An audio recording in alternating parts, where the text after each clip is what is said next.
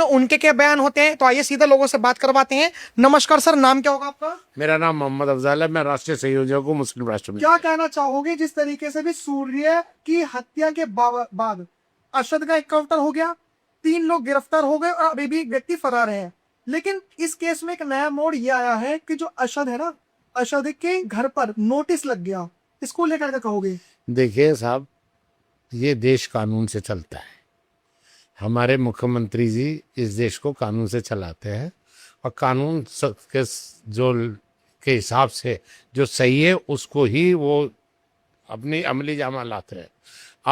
कानून ये कहता है, देखिए अगर असद नहीं अरेस्ट हुआ, असद पुलिस से भाग रहा है, असद के हाथ में गन है, तो उस गन वाले को ये तो नहीं कह, और वो कहीं ना कहीं उनके एक जो है पुलिस का जो एहलकार है उसको भी उसने जख्मी किया और उसके बाद उसको माफ कर देना, ये जो है ये ठीक नहीं है। उसको जितनी जो गोली मारी है, उसको जो इनकाउंटर हुआ बिल्कुल सही हुआ। आपकी उम्र कितनी होगी? मेरी 60 साल है।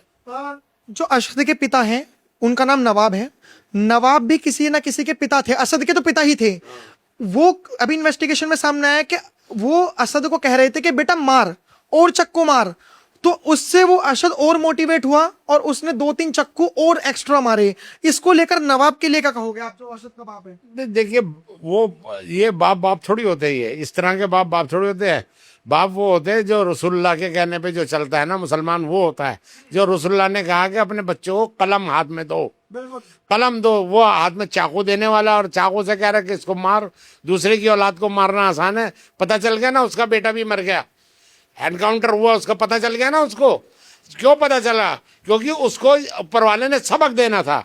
ये इस सरकार ने नहीं दिया, ऊपर वाले ने सजा दी है ये कि देख तेरे बेटे के साथ भी ऐसा हो सकता है। तू कानून की दुनिया में रहता है, इस देश में रहता है और इस देश में कानून का राज है। जब तू अगर इस तरह की हरकत करेगा, गैर कानूनी काम करेगा, तो कानून के हिसाब से तेरे बेटे को मार दिया जाएगा।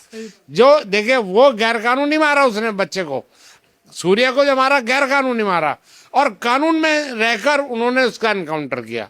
कोई चैलेंज नहीं कर सकता। जहां तक के लोग कहते हैं कि भाई उन औरों का भी, देखिए कानून क्या कहता है कि जो अरेस्ट हो रहा है उसको अरेस्ट करना चाहिए। ये आज के ज़माने में नहीं, जब पुराने ज़माने में जो बड़ी बड़ी जंगें होती थी ना, उसमें भी जो हथियार डाल दिया करते थे जिन फौजियों को, तो उनको अरेस्ट कर लिया करते थे और अरेस्ट करने के बाद उनके साथ वही कानून जो फौज का कानून होता उसके अनुसार उसका वो अमली जामा पहनाया जाता था।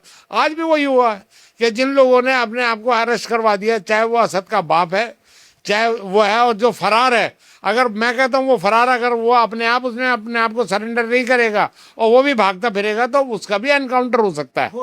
बिल्कुल हो सकता है उसका एनकाउंटर। असरा, क्या कहना चाहोगी जो अभी अरशद के घर पर नोटिस चुका है, वो सही है या गलत है? असद ने जो सूर्य की निर्मम हत्या की, मुस्लिम राष्ट्रीय मंच उसका पुरजोर विरोध करता है। और इस भारत में रहते हुए एक तो आप दूसरे व्यक्ति की आप इस तरीके से निर्मम हत्या कर रहे हैं और अवैध तरीके से आपने अपने घर का निर्माण किया है, तो बिल्कुल उसके घर पर बुलडोजर चलना चाहिए। बुलडोजर चलना चाहिए, ये तो कह रहे हैं मैम के बुलडोजर चलना चाहिए। लेकिन चलो ठीक है, आप तो मुस्लिम राष्ट्र मंच से हो तो आप लोग कह सकते हो, क्योंकि आप लोग समाज के हित में, समाज को सोचकर चलते हो कि हाँ भाई समाज का भला किस में है। लेकिन एक तबका वो भी है जो ये चाहता है कि अरशद के घर पर बुलडोजर ना चले। जो कानूनी प्रक्रिया है हत्या की, वही कानूनी प्रक्रिया के द्वारा सजा मिले, लेकिन जो बुलडोजर चल रहा है वो बुलडोजर ना चले। अच्छा, तो ये बात तो असद को जब उसका क्या कहते हैं कि सूर्या का जो मर्डर किया, तब क्यों नहीं आया ये बात? आप एक तरफा चलेंगे, आप तब कहाँ थे आप? मेरा नाम आसिफ हफीज। आसिफ जी, आपको लगता है कि एक तरफा कार्रवाई होती है योगी? नहीं, योगी जी से, फिर मैं वही कहता हूँ, योगी जी से अच्छा कोई है ही नहीं लॉ एंड ऑर्डर के मामले में। आप देखो ना, आप उत्तर प्रदेश के पिछले 15-20 साल के रिकॉर्ड निकालो, आपको पता चल जाएगा क्राइम का। 0 टॉलरेंस पे योगी जी काम करते हैं क्राइम पे। 48 घंटे में 35 एनकाउंटर, 32 इंजर्ड और 3। एक भी नागरिक, कॉमन नागरिक, आम आदमी कोई कहता है योगी जी के खिलाफ? आप तो कितना इंटरव्यू लेते होगे, छोड़िए आप हिंदू मुसलमान की बात करते हो, सारे लोगों से नीचे से लेके सबके आप पूछो ना योगी जी के बारे में, आप क्या बात करते हो।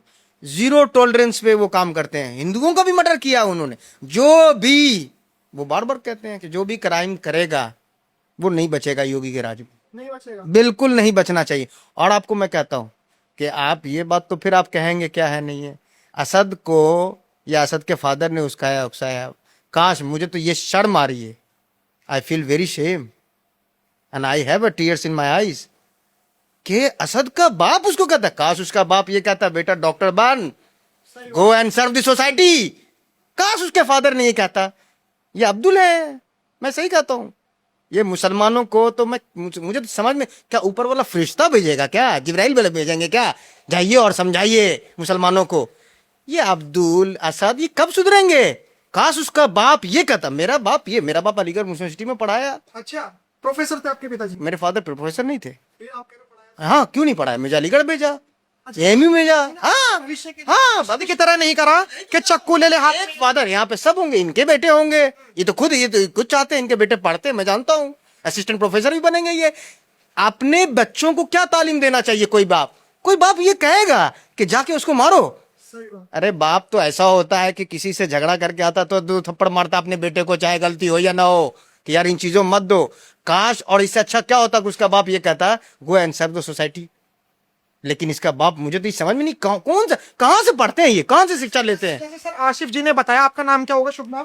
मेरा नाम अली हसन है। अली हसन जी, जैसे आशिफ जी ने बताया और बहुत मतलब एक बहुत तार्किक बात करी कि ये जो सब चीजें हो रही है ना, इसका एक मूलभूत जड़ तालीम है। यहाँ पर जो सूर्य को मारा गया, शायद वहां पे उसके पीछे तालीम थी कि उसके पिता ने एक ऐसी शिक्षा दी कि बेटा मार चक्कू और मार।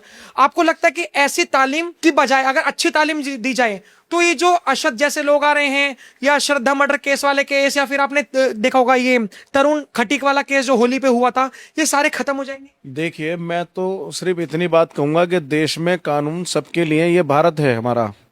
हम सबसे पहले हिंदू, मुसलमान, सिख, ईसाई सब बाद में, हम सबसे पहले भारतीय हैं। तो जो भी कानून हो भारत के अंदर वो सबके लिए होना चाहिए। अभी जिस तरीके से आप तरुण के मर्डर की बात कर रहे हैं, तो बकरा ईद पे चाकूबाजी में एक मर्डर और हुआ है तुम्हारा जहांगीरपुरी में। ठीक है। उस लड़के को, वो मुस्लिम लड़का था, उससे भी ये कहा गया कि चलो आओ तुम्हें दिखाते हैं आज कुर्बानी कैसे होती है, और उसको चाकू मार के उसको काट दिया गया। ठीक है, तो जो सजा उत्तर प्रदेश में योगी आदित्यनाथ के राज में उसके परिवार को मिल रही है, यहाँ पे भी वही सजा होनी चाहिए। एनकाउंटर होने चाहिए सबके। किसी भी राजनीति, किसी नेता को, किसी मुख्यमंत्री को हिंदू, मुस्लिम, सिख, ईसाई में किसी में भेदभाव नहीं करना चाहिए। सबके लिए एक ही सजा होनी चाहिए। और ऐसे लोगों के घरों पे बुलडोजर भी चलने चाहिए, ताकि एक आदमी के साथ में ऐसा कुछ होगा तो 1 लाख आदमी जो होशियार हो जाएंगे और आगे वो क्राइम नहीं करेंगे, उनको अकल आ जाएगी, चाहे वो किसी भी समाज से हो। आपका नाम क्या होगा सर? जी, मोहम्मद आरिफ। क्या कहना चाहोगे जो अभी उसके असद के घर पे बुलडोजर चल रहा है, क्या कहना चाहोगे आप? अभी बुलडोजर चला नहीं है, नोटिस लगा है, चलेगा। अभी उसका एनकाउंटर हो गया, लड़के का हो गया है, तो ये कानून के जरिए हम उस पर कार्रवाई चाहते हैं। अभी जैसे इन लोगों ने बताया और आपने भी बताया कि कानून के हिसाब से सजा मिलनी चाहिए। अब कानून के हिसाब से ही बुलडोजर चल रहा है। उस नोटिस पर, और जो नगर पालिका है उन्होंने उस नोटिस पे लिख रखा है कि अवैध कब्जे की जमीन है, चलना चाहिए बिल्कुल। लेकिन सवाल ये है कि क्या आपको लगता है कि योगी सरकार सिर्फ मुस्लिमों के ऊपर ही चलाती है बुलडोजर? नहीं, ऐसा नहीं है, ऐसा नहीं है। वो तो कोई भी हो, अगर वो क्राइम कर रहा है तो उस पर होता है, कार्रवाई होती है। हिंदू मुस्लिम नहीं देखती होगी सरकार। बाकी लोग मुस्लिम जो खोड़ा के मुस्लिम है वो तो यही कह रहे हैं कि जी बताओ एक तरफा कार्रवाई। कह रहे हैं एजुकेशन की कमी है उनमें, कुछ जहालत है। अच्छा, योगी जी जो करते हैं बढ़िया काम है उनका, उस चीज़ से सहमत हूँ मैं। कोई हिंदू मुस्लिम वाला पक्ष नहीं है। उन्होंने हिंदुओं के भी एनकाउंटर करें, ठीक है जी, मुस्लिम के भी हुए, जो क्रिमिनल है उन्होंने क्राइम खत्म करा है। बिल्कुल बिल्कुल। अच्छा, वहाँ क्राइम अब बहुत ज़्यादा कम हो चुका है पहले के मुकाबले। अगर आप देखेंगे ना, पुरानी फाइलें देखेंगे तो उसमें क्राइम ज़्यादा था, बदमाशी खत्म हो गई है।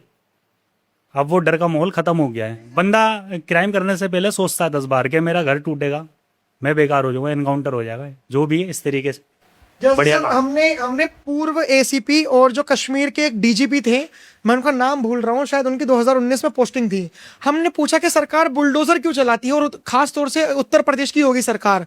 तो पहले तो उन्होंने हवाला दिया जो भारत सरकार के वकील तुषार मेहता देते हैं कि अवैध कब्जा, लेकिन उन्होंने एक बात समझाई और हमारी ऑडियंस को भी वो समझनी चाहिए कि जब तक एक अपराधी को फाइनेंशियली नहीं तोड़ा जाएगा तब तक कुछ नहीं होगा। एक बार उसे आर्थिक तोड़ दो ताकि उसके आने वाली 7 नस्लें भी क्राइम करने से पहले सोचे। पहले सोचे, सबक मिल जाए उनको।